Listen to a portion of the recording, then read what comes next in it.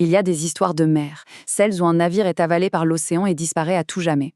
Sauf que pour cette histoire-ci, l'océan a finalement décidé de nous rendre son secret. Regardons un peu ça.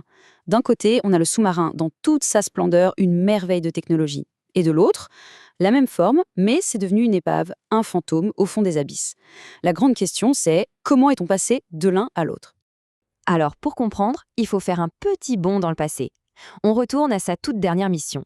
Une mission qui, sur le papier, était des plus banales, en pleine guerre froide. Pour bien se remettre dans l'ambiance, il faut imaginer les années 60. C'est le pic de la guerre froide.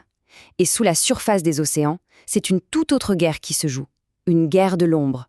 Là, les sous-marins, c'est pas juste des bateaux. Non, c'est l'arme absolue. Ils sont invisibles, silencieux, et ils peuvent frapper n'importe où, n'importe quand, sans prévenir. C'est un jeu du chat et de la souris à l'échelle planétaire, où la moindre erreur peut être fatale.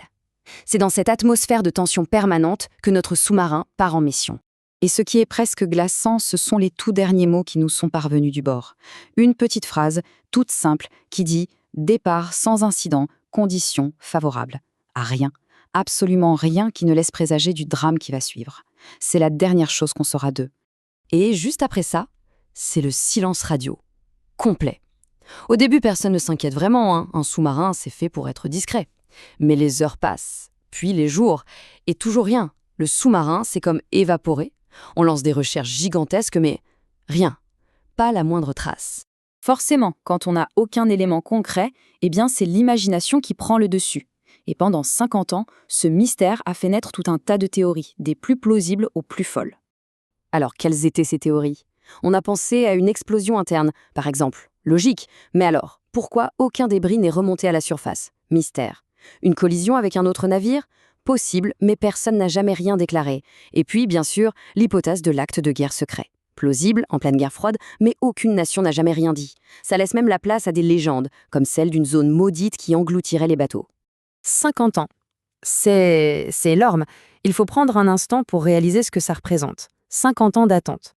Pendant un demi-siècle, des familles entières ont vécu dans le doute, sans la moindre réponse. Le sous-marin est devenu une sorte de légende, un mythe, une histoire que les marins se racontaient, presque comme un avertissement.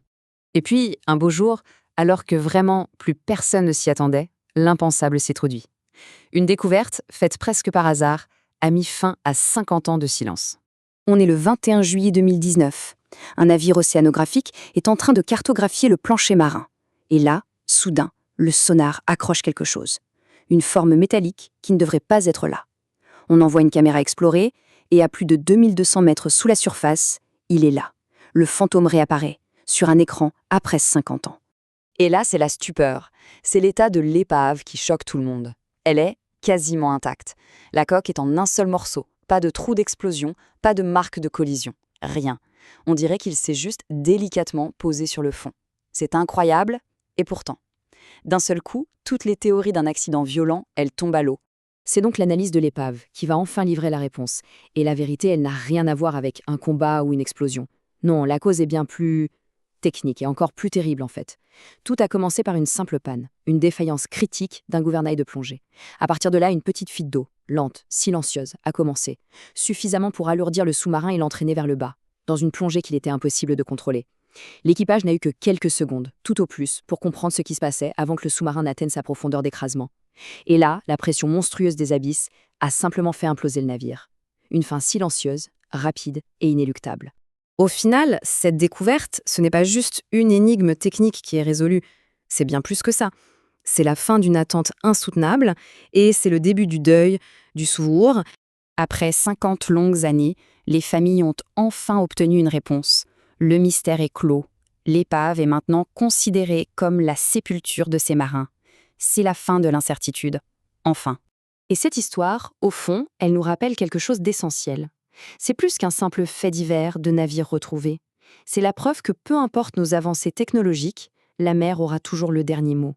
C'est elle qui garde les secrets aussi longtemps qu'elle le décide. Et parfois, très rarement, elle accepte de nous les rendre.